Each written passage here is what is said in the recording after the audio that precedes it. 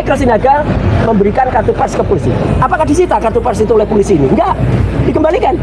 Barang yang asli dikembalikan. Barang yang dicurigai tidak asli disita.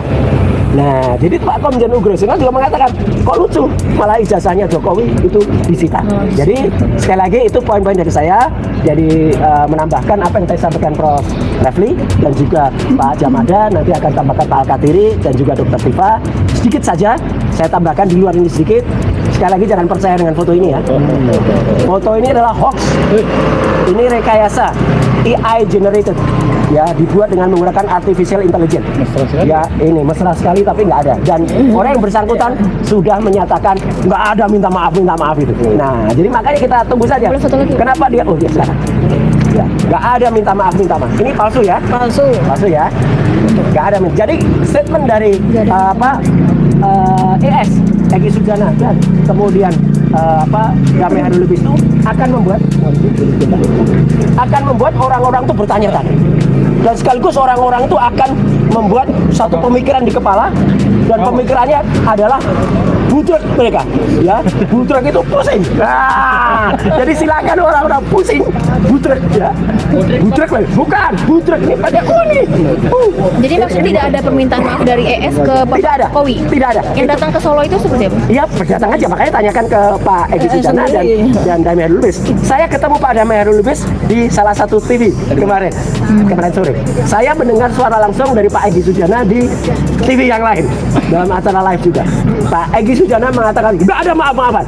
Bahkan dia mengibaratkan kedatangan saya dan Damai Hairul Lubis itu bagaikan Nabi Musa dan Nabi satu lagi Nabi Harun mendatangi Fir'aun. Ngeri banget, mendatangi Fir'aun. Jadi biarkan orang-orang membincangkan itu, silakan budrek. Kami tidak ambil pusing, kami tidak ambil budrek. Kami RRT tetap solid, bahkan RRT tetap solid dengan 5 yang lain, bahkan dengan 4 yang lain. 12-nya jangan coba dipecah-pecah dengan politik DVD et impera gaya kompuni dulu. Ya. Tanggapan memberikan hadiah buku kepada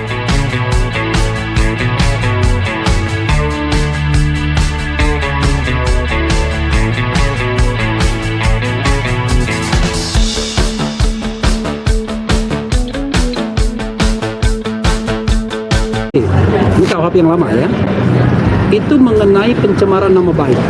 Itu sudah dikatakan, kalau untuk kepentingan umum, pencemaran nama baik itu nggak berlaku. Ya, jadi untuk kepentingan umum dan membela diri. Soal ijazah ini adalah soal kepentingan umum, soal publik, dan putusan KIP memperkuat itu. Ya kan, KIP mengatakan bahwa dokumen ijazah adalah dokumen publik, jadi tidak boleh ditutup-tutupi. Yang kedua, pasal 311 KUHP soal fitnah. Fitnah itu baru punya legitimasi kalau ada putusan pengadilan yang berkekuatan hukum tetap yang mengatakan ijazah itu asli, dan itu harus melalui putusan pengadilan tata usaha negara atau pengadilan perdata citizen lawsuit yang sekarang ada dan berproses di Solo.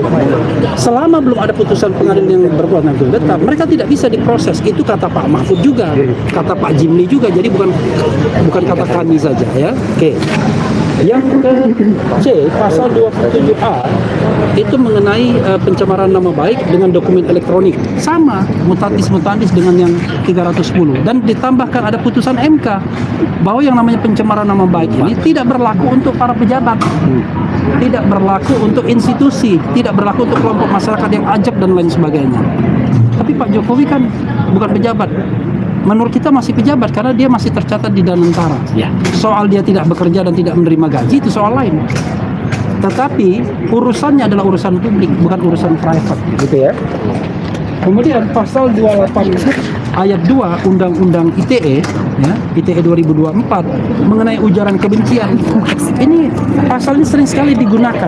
Bahkan Gus Nur dan Bambang Tri juga dikenakan pasal ini akhirnya. Selain berita bohong yang kemudian gagal, tetapi ujaran kebencian. Padahal di sini dibatasi ujaran kebencian itu haruslah berdasarkan ras, kebangsaan, etnis, warna kulit, agama, kepercayaan, jenis kelamin, disabilitas mental atau disabilitas fisik. Ijazah itu kertas, bukan warna kulit dia, ya kan? Bukan fisik, bukan agama, bukan keyakinan. Jadi how come tiba-tiba menggunakan pasal ini? Oke. Pasal 32. Nah, ini yang paling aneh. Intinya pasal 32 itu adalah Manipulasi. memanipulasi yang menyebabkan dokumen publik atau dokumen orang lain itu rusak. Mas Roy dan teman-teman ini, Rismon, Dr. Tifa, nggak pernah merusak dokumennya Pak Jokowi itu yang bernama ijazah, sokol ijazah itu. Yang mereka lakukan adalah melakukan sebuah analisis di mana first produknya sama end produknya sama.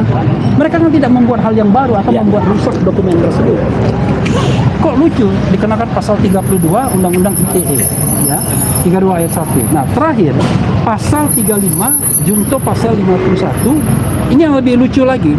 Intinya adalah ada orang yang mengedit sebuah dokumen termasuk dokumen publik dan editing itu dimaksudkan agar seolah-olah dokumen itu menjadi dokumen yang otentik.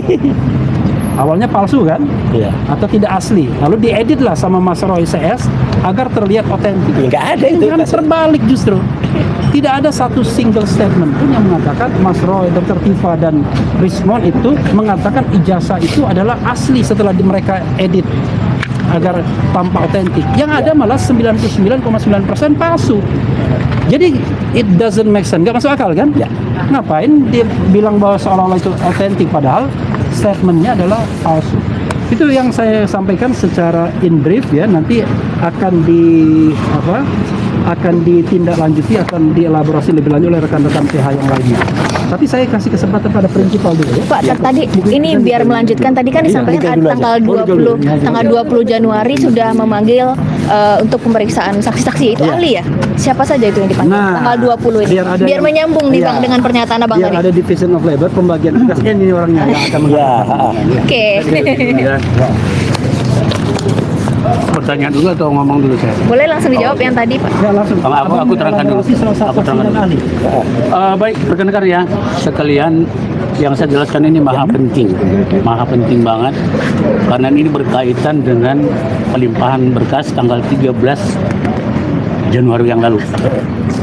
Nah, kenapa menarik? Karena di tas saya ini lihat ada panggilan untuk 10 orang. Saksi ahli. Ya, ahli dan saksi yang meringankan. Ya. Nah, apa yang menjadi menarik? Sementara berkas yang katakanlah 3 orang sudah dilimpahkan kejaksaan tanggal 13 Januari yang lalu, sementara kemarin kita mendapat panggilan untuk ahli.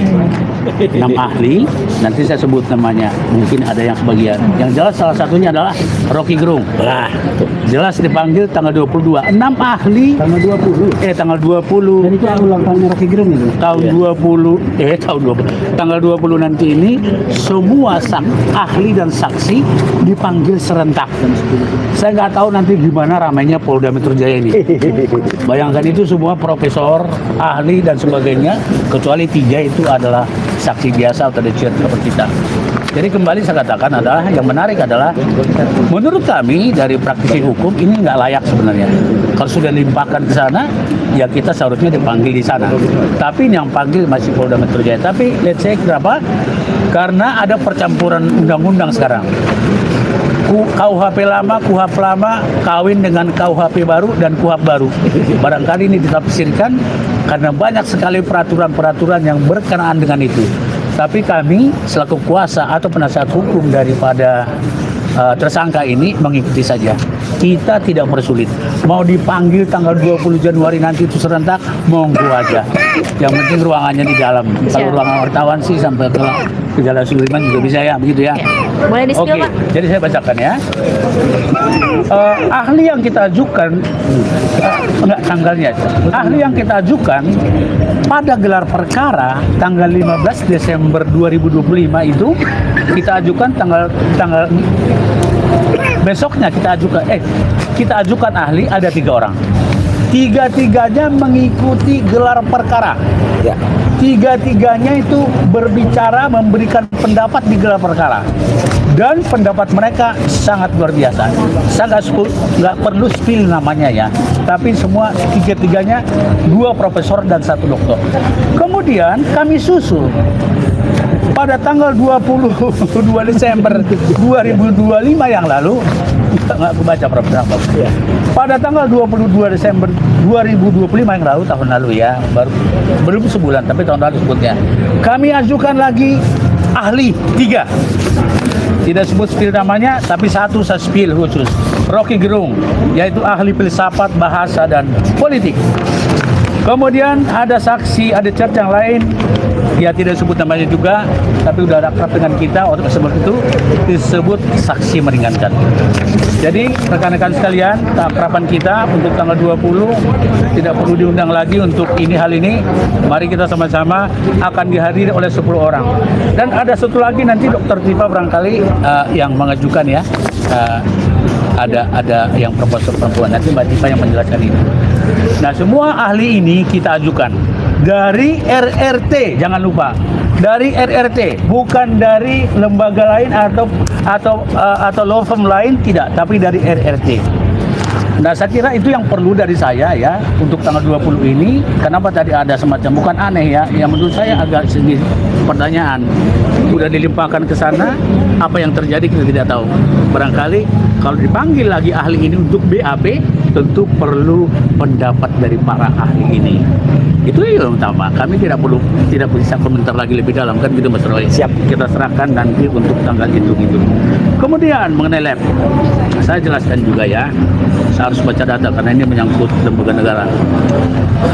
Pada tanggal 31 Desember akhir tahun, kita masih ramai di Polda ini bersama Mbak Tifa, semua yang Mbak Tifa ya, masih mengerjakan pekerjaan ini. Dan disitulah saatnya kita mengajukan laboratorium selain laboratorium forensik polisi yang ada sekarang ini. Kenapa? Kita berhak dong mengajukannya. Kita ajukan pada tanggal 31 Desember yang lalu 3 lab di luar lab krim Bareskrim atau Polri. Saya sebutkan satu adalah Badan Riset dan Inovasi Nasional. Ini boleh dong disebut karena ini umum. Dan kami suratin resmi. Dan kami kerjasama dengan penyidik di dalam bahwa kami sudah suratin ke sana dan kami juga suratin ke Polda Metro Jaya. Jadi klop, sinergi gitu loh. Nggak ada yang ngumpet-ngumpet. Kemudian yang kedua adalah Lab Krim Pusat Polisi Angkatan Darat, Puspomat. Sama komen, yang kedua ini sudah membalas surat kita. Dan memang sangat gentleman. Puspomat ini adalah Angkatan Darat. Mereka punya laboratorium juga. Tapi dijawab dalam surat itu bahwa saat ini Puspomat ini tidak menangani lagi forensik, tapi khusus menangani narkoba. Oleh sebab itu mereka mohon maaf sebesar-besarnya, ditujukan kepada kita suratnya, mereka tidak bisa melakukannya. Ketiga, ini yang paling canggih menurut saya, Instrument Laboratory and Services UICM, Universitas Indonesia. Jadi dua hal ini belum menjawab. Bisa juga mereka langsung menjawab penyidik, kita nggak tahu kan, tapi ya kita tunggu saja. Artinya poin yang saya sampaikan adalah ahli dan ahli ada cert dan laboratorium yang kita inginkan independen dilakukan untuk itu. Kalau tanpa itu kami tidak akan terima. Kecuali kalau ditunjukkan ijazah hasilnya sekarang. Tanpa lab pun boleh. Karena Mas Roy ini mampu melihatnya. 99% berdasarkan gelar perkara khusus 15 Desember yang lalu, Mas Roy dan kita semua, bukan Mas Roy aja, saya juga ikut mengatakan bahwa semakin nyatalah ijazah itu 99,9% palsu. Karena kita melihat semua, tapi tak boleh dipegang. Nanti Mas Roy yang menjelaskan tidak boleh dipegang itu Mas ya. Saya kira gitu Prof dan saya. Terima kasih ya. Nah, Pak Roy gimana? Masih PH ya? Oh, masih PH dulu. Terserah. Pak Roy aja? Pak Roy PH dulu kali. Ya udah. Komen. Oke. Pak Roy. Assalamualaikum warahmatullahi wabarakatuh. Saya akan menambahkan, jadi insya Allah tidak akan mengulangi apa yang tadi disampaikan oleh Mas Refli Harun selaku kuasa hukum kami dari Bala RRT. Tadi juga ada Pak Girsang, ya Pak Jamada Girsang. Nanti juga ada Pak Alkatiri dan tentu saja Dr. Tifausia Tiasuma. Kita memohonkan izin, Dr. Resmond hari ini lagi berada di Bandung, lagi berada di luar kota, jadi tidak bisa ikut membersamai. Pengennya tadi ikut membersamai, tapi ya udah diwakili oleh kami berdua. Nah, yang pertama adalah tadi Mas Refli atau Dr. Refli atau Prof. Refli mengatakan bahwa kita menyambut baik dan sangat mendukung keputusan Komisi Informasi Pusat kemarin pada perkara yang diajukan oleh Dr. Bonatua Silalahi, yaitu apa?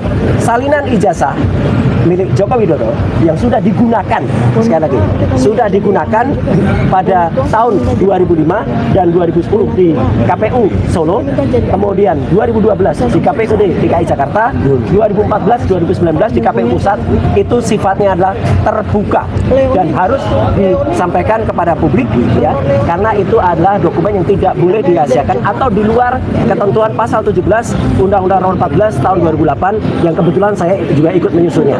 Karena KIP menandaskan atau tadi kata Prof. Raffi itu memperkuat ayat 18 pasal 18 ayat 2 di Undang-Undang KIP bahwa orang yang pernah menggunakan ijazah itu adalah selaku publik yang harus menginformasi. Jadi nanti di sini kita akan lihat siapa penanda tangan legalitasnya, kemudian tanda tangan dari profesornya, dari rektor, kemudian dekannya. Dan saya atau kami sudah mendapatkan petunjuk bahwa ada di antara 5 dokumen yang ada di KPUD dan KPU itu adalah tidak berkesesuaian dengan faktanya. Jadi clear banget, ada petunjuknya nanti akan kita informasikan. Kami mendukung penuh, kami mengucapkan terima kasih kepada KIP, Komisi Informasi Pusat, yang telah memenangkan suara rakyat. Jadi ini adalah kemenangan rakyat. Yang kedua adalah yang ingin saya sampaikan. Jadi tadi benar kata Pak Jamada Girsang, kami begitu melihat gelar perkara khusus yang kemudian sosok kertas seperti ini yang ditampilkan, ya, saya langsung saat itu juga tanpa tadi ngaleng-ngaleng saya langsung bilang, lah ini palsu, 99,9% palsu, karena fotonya itu sangat-sangat kontras dan foto ini adalah sangat-sangat tidak berkesesuaian kalau foto itu dikatakan 40 tahun yang lalu. Dan orang lain yaitu Bapak Komjen Polisi Purnawiran Ugreseno kemarin pada saat sidang lawsuit yang ada di Solo juga mengatakan, saya kenal langsung dengan Pak Jokowi, saya lihat foto ini bukan Jokowi, itu seorang mantan Wakapolri loh ya. Jadi mantan Wakapolri yang semoga didengarkan oleh para junior-juniornya di sini, karena beliau mengatakan orangnya tidak sama. Nah, jadi artinya apa? Jelas betul bahwa bukti yang coba diajukan ini adalah memang tidak berkesesuaian dengan fakta. Apalagi dalam gelar perkara khusus itu, bukti itu dimasukkan dalam plastik begini. Nah, coba kalau itu ada embos, tangan siapa yang bisa nembus masuk ke plastik? Nggak mungkin, plastiknya tebal, lebih tebal dari ini malah. Ya, jadi nggak mungkin. Kalau di sini ada embos, apalagi dia mengatakan embus, bukan embos, embus. Ya gitu, di dalam salah satu infotainment cc.com saya rekam itu pernyataannya, itu kan ada embus. Tangan saya meraba, mesti saya nggak boleh. Ya nggak mungkin meraba, kalau plastiknya itu nggak sobek, nggak apa-apa. Dan kita juga mengaturkan doa Al-Fatihah kepada pemilik ijazah ini, karena adik dari beliau yaitu Pak Rujito kemarin sudah menayangkan ini ijazah aslinya di Pengadilan Negeri Solo pada citizen lawsuit, boleh dipegang, boleh difoto. Bahkan Mas Rujito mengatakan, Pak Taufik juga, kemudian Pak Andika juga mengatakan silakan difoto dengan high resolusi. Mohon maaf, di sini masih saya kaburkan karena saya waktu itu memang belum meminta izin kepada Pak Rujito. Tapi Pak Rujito sendiri kemarin malah mempertunjukkan ijazah aslinya, ditunjukkan ada embos, ya bukan embus, ya. Ada embos, ada watermark, dan ada satu lagi yang dia center ya. Nah, itu apa? Nanti akan ada. Jadi sekali lagi teman-teman semua, saya ingin menandaskan bahwa 3 poin tadi itu sangat-sangat penting, dan itu sebenarnya saya mengulangi statement Prof. Refli tadi. Apa yang kami lakukan itu sebenarnya justru beda dengan apa yang dilakukan oleh orang bernama Dian Sandi Utama dan Andi Aswan, didukung oleh ahli abal-abal namanya Joshua Sinambela, yang justru dia lah sebenarnya melanggar. Jadi Andi Aswan dan Joshua Sinambela pada 2 kali tayangan TV tanggal 19 dan 25 November live, dia menunjukkan ijazah palsu. Kenapa? Karena justru ijazah yang di upload oleh Dian Sandi ini dikoreksi sehingga logo Universitas Gadjah Mada-nya menjadi rusak. Itu yang harusnya dilakukan oleh kepolisian, menerapkan pasal 32 dan 35. Bukan kami nggak pernah melakukan rekayasa. Yang kami lakukan ini adalah zooming atau magnifying, bukan editing. Ya, zooming atau magnifying itu biasa. Misalnya, saya sering diminta oleh Polda Metro dan Mabes untuk misalnya ada perampokan di supermarket, nggak jelas plat nomor motornya atau plat nomor kendaraannya. Saya diminta menganalisis. Masa saya menganalisis gambar besar ada logo supermarketnya atau apa ya? Enggak. Saya zoom ke plat nomor. Saya lakukan proses spiration, cyan, magenta, yellow, black. Kemudian saya pisahkan lagi. Teksturnya saya tambahin. Saya tingkatkan hue-nya. Saya tingkatkan sharpness-nya. Itulah yang kami lakukan. Dan pada saat itu, ijazah yang disebut 1120 milik Joko Widodo dan ijazah 1117 milik Sri Murtiningsih, ijazah 1115 milik Pronojiwo. Ini beda, teman-teman bisa lihat. A-nya beda. Ijazah milik Joko Widodo, istilah saya waktu itu adalah mencotot, ya, mencotot atau peluang. Nah, nanti kita juga akan mendengarkan statement dari Dr. Tifa bahwa 700 sekian dokumen itu, ya, 709 dokumen itu pun juga diverifikasi. Apa itu kok bisa dijadikan barang bukti? Mestinya satu barang bukti saja cukup. Dan statement yang menarik dari sekali lagi Pak Komjen Ugraseno, kalau yang namanya barang palsu itu yang biasanya disita. Saya kasih contoh, Michael Benyamin Sinaga mengadukan Andi Aswan dan salah satu termo lainnya, ya, saya sebut aja dah namanya Mo1 dari Mo1 TV itu namanya Ijan, ya, Laurentius Ijan Buu, ya, itu karena menuduh Michael Sinaga itu kartu persnya palsu. Michael Sinaga memberikan kartu pers ke polisi. Apakah disita kartu pers itu oleh polisi ini? Enggak, dikembalikan. Barang yang asli dikembalikan. Barang yang dicurigai tidak asli disita. Nah, jadi Pak Komjen Ugraseno juga mengatakan, kok lucu, malah ijazahnya Jokowi itu disita. Jadi sekali lagi itu poin-poin dari saya. Jadi menambahkan apa yang tadi sampaikan Prof. Refli dan juga Pak Jamada, nanti akan tambahkan Pak Al-Katiri dan juga Dr. Tifa. Sedikit saja saya tambahkan di luar ini sedikit. Sekali lagi jangan percaya dengan foto ini, ya. Foto ini adalah hoax. Ini rekayasa AI generated, ya, dibuat dengan menggunakan artificial intelligence.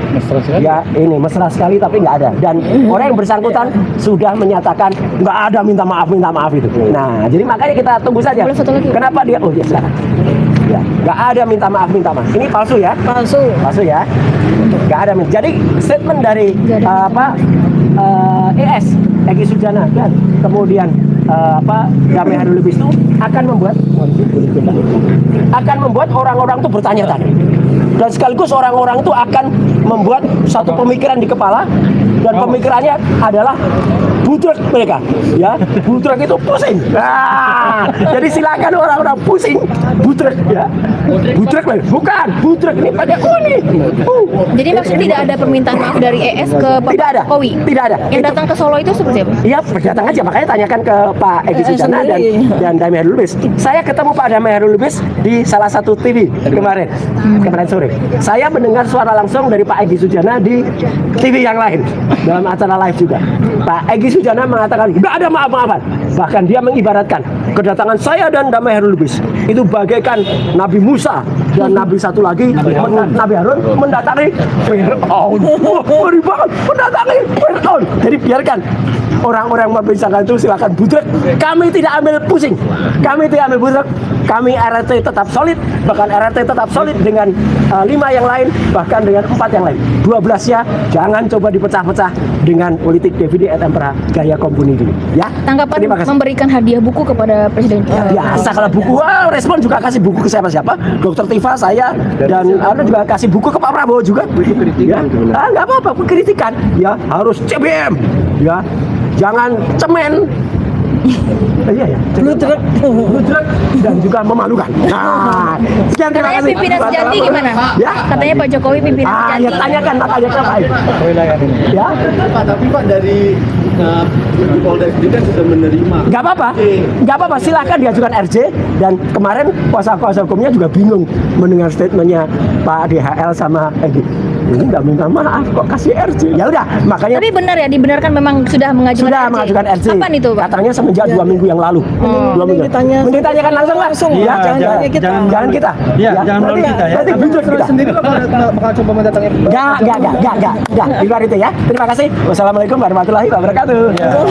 Silakan. Jadi soal Egy Sujana itu tanyakan kepada Egy Sujana, ya. Jangan tanyakan kepada kita. Tapi dari acara langsung di di sebuah TV dia sendiri mengatakan tidak ada maaf aja yang bisa kita sampaikan. Dokter Tifa silakan. Ya. Boleh pertengahan. Ya. Oke. Baik, ini saya mau sampaikan sesuatu yang sangat penting ya bagi rakyat Indonesia ya. Terutama juga saya sampaikan nih, saya aturkan kepada Bapak Presiden Prabowo Subianto. Jadi ini supaya masyarakat Indonesia tahu bahwa kami bertiga, Roy Suryo, Rismon Syanipa, dan saya, Dr. Tifa, itu mengalami diskriminasi, mengalami inequality before the law, ya. Supaya tahu, tanggal 7 November 2025, Polda Metro Jaya menetapkan ada 8 tersangka, ya. Tapi sampai dengan hari ini, 5 tersangka yang lain sama sekali belum dilakukan pemeriksaan, ya. Ini buat kami diskriminatif. Kemudian sebelum mereka diperiksa, bahkan kemudian kami bertiga berkasnya dari Polda Metro Jaya per 12 Januari 2026 sudah dilimpahkan ke kejaksaan. Ya, ini diskriminasi yang kedua. Ini kami mengalami inequality before the law yang kedua. Dan ini sudah di luar batas ya, sudah di luar batas. Namun secara ilmu saya ya, ilmu perilaku, ilmu neuroscience behavior, saya melihat tindak tanduk dari Polda Metro Jaya itu menunjukkan bahwa mereka itu kebingungan. Mereka itu panik, ya, sehingga mereka melupakan undang-undang mereka sendiri, Perkap. Mungkin nanti Pak Alkafi bisa sampaikan. Mereka juga melupakan apa yang menjadi standar operasional prosedur. Kami, ya, sudah menyampaikan daftar permohonan saksi-saksi dan ahli-ahli, ya, untuk RRT. Tetapi sampai dengan hari ini belum dipanggil satupun. Bahkan kemudian baru saja kami terima bahwa mereka akan dipanggil tanggal 20 Januari 2026. Sementara berkas kami sudah dilimpahkan ke kejaksaan 12 Januari 2026. Ini artinya Polda Metro Jaya mengalami kebingungan secara waktu. Ya, kenapa? Kalau berkas dilimpahkan ke kejaksaan, artinya mereka sudah selesai melakukan pemeriksaan. Berkas sudah lengkap kan? Baru mereka kemudian patut dan layak untuk melimpahkan kepada kejaksaan. Nah, artinya apa? Polda Metro Jaya kami duga melemparkan bola panas. Mereka kebingungan. Kemudian yang kedua, ya, yang kami mau sampaikan adalah kami juga membutuhkan ini sebagai hak kami sebagai warga negara yang memiliki persamaan hak di mata hukum kita, ya, bahwa kami juga menuntut adanya ketransparansi terhadap 709 dokumen yang dimiliki oleh Joko Widodo, ya, yang dimiliki oleh Joko Widodo. Itu ada 709 dokumen, ya, yang menurut Badaskrim tanggal 22 Mei 2025 itu sudah di-spill oleh mereka sekitar 55. Ini kalau para teman-teman jurnalis ingat ya, mereka sudah spill sekitar 55 dari 709 dokumen tersebut, yaitu isinya transkrip, isinya registrasi, kemudian isinya foto-foto KKN dan sebagainya. Itu kurang lebih ada 55 dan saat ini sudah kami lakukan penelitian. Nah, kalau Badaskrim sudah spill, berarti kami juga menuntut keterbukaan atas Undang-Undang Informasi Publik terhadap sisa 564 dokumen yang lain untuk kami lakukan penelitian. Nah, teman-teman, dari 709 dokumen kami sudah meyakini bahwa salah satunya adalah soal skripsi. Ya, kami bertiga sudah berkali-kali sampaikan bahwa skripsi dari Joko Widodo itu adalah skripsi palsu. Kami meyakini berdasarkan ilmu pengetahuan, berdasarkan metodologi riset bahwa skripsi tersebut palsu. Berikutnya lagi, tanggal 22 Mei 2025 juga Badaskrim juga mengeluarkan transkrip nilai, ya, transkrip nilai atas nama Joko Widodo. Justru dari situlah kami melihat sekali lagi dokumen yang ketiga ini juga dokumen transkrip nilai palsu. Sebab kalau transkrip nilai seorang sarjana kehutanan UGM lulusan 1985, ya, transkrip nilainya seperti ini. Deskripsi palsunya, Ya. Dok. Ya, ini skripsi palsu, ya, skripsinya palsu.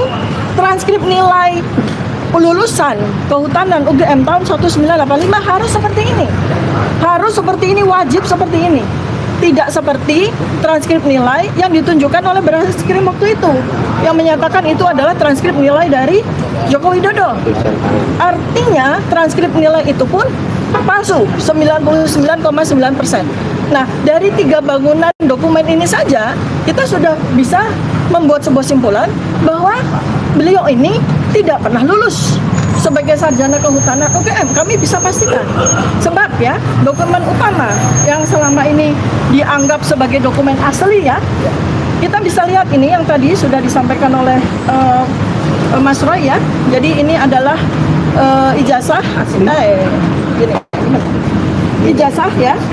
Mas aku pinjamnya. Oke, iya. Yang lebih gampang. Saya mau tunjukkan ya. Ini yang pre-off ya, yang asli. Iya, ini Lulus tahun 85. Ya, ini adalah ijazah asli 100% 24 karat dari lulusan sarjana kehutanan UGM tahun 1985. Inilah bentuk ijazah asli. Ya. UGM itu universitas terbaik di Indonesia. Ya, tidak mungkin mengeluarkan ijazah abal-abal. Saya memberikan satu bukti saja bahwa ijazah yang diperlihatkan kepada kami secara singkat di gelar perkara khusus 15 Desember 2025 kemarin itu pun juga ijazah yang tidak asli. Ya. Dari satu hal saja yang teman-teman semua bisa melihat, dari apanya yang paling ceto welo-welo. Apanya? Ya, ini sama-sama keluaran 1985. Apa yang beda? Yang jelas sekali. Materai. Ya, materai. Ya, materai merah Rp500 itu adalah sesuai dengan undang-undang tahun 1985. Sementara materainya Joko Widodo itu warnanya hijau, rupiahnya Rp100. Ya, ini adalah ijazah yang dikeluarkan bulan Mei 1985. Dengan materai Rp500. Sementara ijazah yang katanya adalah Joko Widodo dikeluarkan bulan November 1985. Masa materinya turun? Tidak mungkin kan? Masa materinya turun? Kan tidak mungkin itu, ya? Kan tidak mungkin itu, ya? Nah, jadi dari sini saja belum kita sampaikan ada 11 perbedaan ya. Ini kalau permainan anak-anak itu ya, coba Anda bisa lihat perbedaannya gitu ya. Itu ada 11 perbedaan ya, yang jelas sekali. Nah, terus saya spill boleh ya Mas? Saya spill satu-satu. Soal emboss atau emboss ya. Emboss ini adalah cetakan sebuah cap. Ya.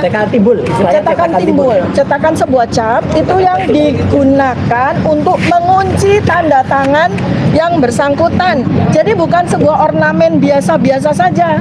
Yang penting ada embossnya, bukan? Ya, emboss itu adalah bukan sekedar ornamen tapi cap untuk mengunci tanda tangan. Kalau cap ini digunakan untuk mengunci tanda tangan, artinya capnya dulu atau tanda tangannya dulu? Ya, tanda tangannya dulu kan, baru dicap. Nah, itu bisa dibuktikan dengan uji forensik digital. Tanda tangannya dulu atau capnya dulu. Nah, kamu bisa pastikan ya bahwa Tidak ada. ijazah yang waktu itu diposting oleh Sandi Utama tanggal 1 April 2025 ini seperti ini ya. Satu, ini beda dengan ijazah yang ditampilkan kepada kami di gelar perkara khusus 15 Desember 2025. Beda. Ya, kami bisa pastikan. Beda. Jadi ada dua versi ijazah Joko Widodo yang keluar. Kalau kita lihat dari postingan Dian Sandi Utama yang menyatakan ijazah ini asli, kemudian yang kemarin ditunjukkan kepada kami di gelar perkara khusus itu juga sebuah versi yang beda ya. Kalau kita lihat dari sisi embossnya, coba teman-teman lihat ya. Apakah ada embossnya? Nggak ada kan? Nggak ada ya. Nah, pada yang versi ijazah Joko Widodo 15 Desember 2025 terlihat samar-samar ada embossnya. Ya, memang tidak bisa kami tunjukkan karena kami pun hanya boleh melihat, tidak boleh memfoto. Terlihat seakan-akan ada embossnya, tetapi mata kami bertiga ini adalah mata peneliti. Kami langsung tahu bahwa emboss itu tidak merupakan sebuah cap timbul yang tetapi printing ya. Karena yang kami lihat dan sudah kami raba pada ijazah asli ini Bisa diraba itu. ya, embossnya itu ceklok ya, ceklok artinya cetak tinggi, ceklok ya, cetak tinggi, dan itu susah sekali untuk dimasukkan teman-teman ya, karena itu ada ornamen rahasianya pada emboss itu. Jadi dia bukan semata-mata seperti bulat seperti itu ya.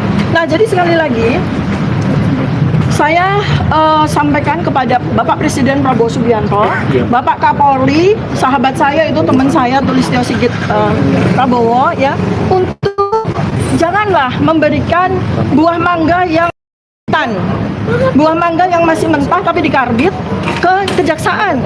Anda harus profesional sebagaimana yang diminta ya, bahwa kepolisian itu harus melakukan reformasi total termasuk di sini.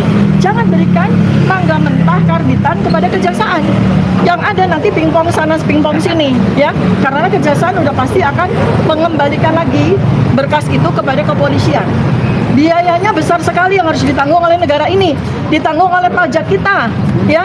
Setiap kasus ini menghasilkan membutuhkan biaya besar sekali ya, ratusan juta bahkan mungkin miliaran. Masa kita semua akan kalah melawan satu orang yang jelas-jelas melakukan pemalsuan? Baik, sekian, terima kasih, mudah-mudahan bermanfaat bagi kita semua. Assalamualaikum warahmatullahi wabarakatuh. Waalaikumsalam.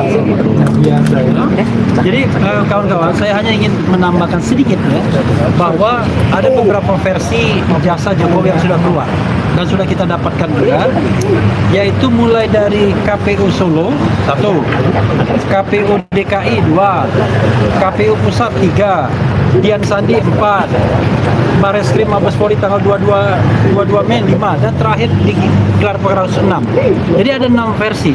Nah, 6 versi itu kita meyakini itu tidak sama, beda. Entah 1 atau 2, yang jelas beda. Karena itu kalau ada satu saja beda, berarti ada yang nggak benar, ya kan? Tidak mungkin kemudian dua-duanya asli. Yang ada adalah dua-duanya palsu, pasti begitu ya. Oke, ada yang mau nambahkan lagi? Bang Idris, silakan. Terima kasih. Ini menarik ya. Saya ikut gelar 2 kali. Saya ikut gelar 2 kali, baik itu gelar yang pertama maupun yang kedua. Jadi teman-teman ini rata-rata 6 jam ya, saya 12 jam. Jadi saya tahu dua-duanya, ya, dan kami terlibat di situ. Yang jelas di dalam gelar itu, Direktur Reskrim waktu itu memerintahkan, ingat ya, memerintahkan penyidik untuk melakukan pemeriksaan saksi adecat maupun ahli adecat, saksi yang meringankan maupun ahli yang meringankan. Tapi faktanya tidak dilakukan. 2 hari setelah itu malah diumumkan keputusan gelar, maka mereka ini tetap tersangka. Nah ini kan banyak ya, ini selain di masalah teknis, masalah formilnya aja banyak kejanggalan. Yang namanya gelar itu kan digelar, seharusnya dibuka. Gelar karpet contohnya nggak mungkin yang ngeluntung ini digelar semuanya. Seharusnya 709 itu dibuka dalam gelar. Ada 709 dokumen konon kabarnya. Itu disampaikan, tapi tidak disampaikan pada kami. Dan yang menarik lagi, kemarin itu sudah disampaikan bahwa ini sudah dilimpahkan ke kejaksaan, ya kan? Lah, namanya dilimpahkan, namanya apa itu tahap pertama ya, Mas Fadli ya, tahap pertama, ya kan? Itu kepolisian sudah tidak punya kewenangan lagi, karena sudah dilimpahkan. Kalau memang ada pemeriksaan, itu adalah perintah dari kejaksaan, petunjuk. Pertanyaan saya, pemeriksaan yang nanti ini inisiatif dari kepolisian, apa memang permintaan dari kejaksaan? Karena kami yakin kejaksaan pasti meminta itu. Karena kejaksaan akan timpang jika memutuskan sesuatu yang mana hanya satu pihak yang diperiksa. Kami yakin. Dan juga itu belum selesai. Nanti ada P18, B19 dan sebagainya. Ya kan? Satu hal lagi, bukti itu adalah ijazah. Seharusnya jaksa nanti itu meminta bukti ijazah yang sudah jelas asli atas putusan pengadilan. Nggak bisa dikatakan asli, ya kan? Oleh sebab itu kami sangat yakin bahwa jaksa sangat profesional. Apalagi unsur-unsurnya sudah dikatakan tadi oleh Bang Refli, tidak ada yang kena unsur-unsur itu. Saya yakin bahwa jaksa selama ini yang saya tahu sangat profesional. Saya tidak yakin akan mempedulasatukan masalah ini. Saya tidak yakin. Itu ada. Oke, minta tanggapan dari Bapak dengan Ibu Dr. Tifa dong. Soal ini kan proses hukum tetap berlanjut nih dengan perlimpahan berkas perkara ke kejaksaan. Siapkah nanti menjalani persidangan? Oh nggak apa-apa, dilimpahkan. Itu ada proses namanya P19. Nanti ada juga kalau sudah sempurna namanya P21. Nah ini jaksa peneliti itu harus benar-benar detail. Kalau objektif, saya aku yakin pasti akan dikembalikan. Karena apa? Baca berita acara pemeriksaan kami, ya, nggak jelas peristiwa apa yang terjadi pada tanggal 22 Januari 2025. Lah kami dan 26 Maret. Kami tuh nggak ada di dua peristiwa itu. Saya, Dokter Tifa, Dokter Rismon nggak ada. Masa di situ suruh cerita apa yang ada? Saksi atau terlapor itu harus bisa menceritakan apa yang dia lihat dan apa yang dia dengar sendiri. Nggak boleh kita hanya mendengarkan katanya, kata itu testimoni di audio itu. Maka kalau ini sudah dilimpahkan, saya hanya ingat peristiwa tahun 2017 ketika Jokowi ada di Fakultas Kehutanan, ya, nanti akan balik gitu, jangan salahkan kalau nanti balik sama kas bocor, ya, itu ya. Jadi Boleh tanggapan budrak nanti dia akan. Coba ditanya. Oh, terkait permintaan maaf VS kepada Pak Jokowi gimana? Gini, saya mau menyoroti soal tanggal 8 Januari 2026 ya. Ketika Egy Sujana dan Damai Hari Lubis itu datang ke kediaman Pak Joko Widodo. Nah itu ada dua konsep seharusnya ya, karena mengingat mantan Presiden Joko Widodo ini kan sedang sakit ya, kita semua juga tahu kan. Saya sendiri sebagai orang yang mastering saya dalam bidang imunologi, saya sudah sampaikan berkali-kali bahwa beliau ini terkena autoimun dan betul-betul membutuhkan perawatan yang sangat-sangat intensif. Jadi saya sangat menyayangkan kepada orang-orang dekat beliau, keluarga dekat beliau itu masih menerima tamu yang bertubi-tubi, itu kasihan sekali beliau. Saya tuh kasihan sekali gitu. Nah harapan saya adalah Bang Egy Sujana dan Bang Damai Hari Lubis itu datang untuk besuk. Ya, saya sebetulnya harapan saya itu datang untuk besuk, selayaknya orang sakit dibesuk, kemudian ditenangkan, didoakan semoga Pak Joko Widodo segera sembuh, kan begitu. Harapan saya ya. Saya sendiri belum ketemu sama Bang Egy dan Bang Damai sendiri ya. Mudah-mudahan sebagaimana namanya Bang Damai kan damai mendamaikan, seperti itu ya harapan saya. Lalu Bang Egy juga kan memang beliau juga suka mendoakan orang, berdoa. Mudah-mudahan beliau memberikan. Jadi artinya itu sebetulnya ada sebuah mekanisme secara behavior ya, bahwa kedatangan Egy Sujana dan Damai Hari Lubis itu adalah sebuah kedatangan yang dimaksudkan untuk menenangkan batinnya Pak Joko Widodo. Ya, menenangkan batinnya. Kan Pak Joko Widodo kan panik. Ya, beliau itu kan kita tidak pernah menuduh beliau memalsukan ijazah loh. Ya, kita tidak pernah menuduh. Kita melakukan penelitian terhadap ijazah yang beredar. Tetapi kita tidak pernah mengatakan bahwa Pak Joko Widodo yang memasukkan ijazahnya. Berarti ada pihak X ya yang beredar di luar sana, yang belum muncul, yang merupakan pelaku dari pemalsu ijazah itu. Jadi sebetulnya dari sejak awal, sejak tanggal 30 April 2025, itu Pak Joko Widodo itu salah sasaran. Kami melakukan penelitian terhadap dokumen, bukan melakukan tuduhan terhadap Pak Joko Widodo. Iya, dan itu adalah domain publik yang kami lakukan penelitian. Jadi ini dari awal sebetulnya saya berharap seperti Pak Al-Katiri tadi sampaikan, bahwa kejaksaan harus profesional dan mudah-mudahan menggunakan kecerdasan yang maksimal begitu ya, yang bisa kita bantu agar bisa melihat ujung pangkal dari peristiwa ini. Sekali lagi, Pak Joko Widodo merasa dicemarkan nama baiknya karena dituduh melakukan pemalsuan ijazah, padahal kami kan sama sekali tidak pernah satu kata pun kami tidak pernah mengatakan Pak Joko Widodo melakukan pemalsuan ijazah. Tetapi ada ijazah palsu yang beredar di internet, berarti kan ada pembuatnya ya. Nah kami yakin ya, bukan kami yakin ya, kami secara saintifik tidak boleh mengatakan kami yakin ya, tetapi kita perlu menduga bahwa sebetulnya Pak Joko Widodo jangan-jangan tidak tahu menahu juga tuh tentang pemalsuan. Nah ini kan sebuah hal yang harus kita bongkar bersama-sama ya, rakyat Indonesia semuanya ya, gitu ya. Jadi sekali lagi kedatangan beliau berdua, Pak Egy Sujana dan Pak Bang Damai Hari Lubis, saya harapkan itu menjadi sesuatu yang menenangkan hati Pak Joko Widodo. Ya, Kalau dari Dr. Tifa sendiri akan sana juga nggak? Loh, saya tuh di sosmed udah berkali-kali sampaikan keprihatinan saya sebagai dokter yang menekuni bidang imunologi. Ini mastering saya bidang imunologi. Dari sejak awal, begitu melihat beliau liburan di Bali, padahal untuk penderita autoimun itu sangat dilarang untuk berjemur kena matahari. Maka saya bilang di sosmed, bahkan saya berkali-kali sudah sampaikan, kalau memang Pak Joko Widodo berkenan, ingin dibantu treatmentnya oleh Dokter Tifa dengan senang hati, saya akan membantu pemulihan beliau dengan senang hati, wallahi ikhlas ya. Bahkan karena tidak ada juga tidak ada juga tanggapan ya, respon yang positif dari keluarga ataupun dari orang-orang dekatnya Pak Joko Widodo maupun termul ya.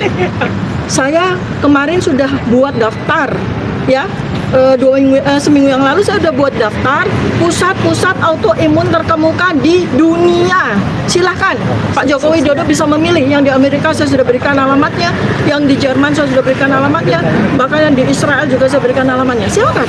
Kalau memang tidak mau dibantu sama Dokter Tifa nggak ada masalah. Mudah-mudahan beliau cepat sembuh. Ya. Amin. Oke, ini penutup ya. Jadi kalau kita lihat dari semua rangkaian peristiwa ini, kita lihat penyidik Polda Metro Jaya tidak bekerja profesional. Karena sampai pelimpahan itu kita tidak melihat sebuah dasar hukum yang kuat untuk menersangkakan mereka. Dan bahkan kelihatan keraguan mereka setelah dilimpahkan baru diperiksa lagi saksi dan ahli. Jadi mereka sudah limpahkan, tapi nanti tanggal 20 Januari ada kesempatan untuk pemeriksaan saksi dan ahli. Karena itulah ya, kalau memang tidak kuat ya kenapa tidak dihentikan aja kasus ini? Kasus ini dihentikan, maksudnya penersangkaan.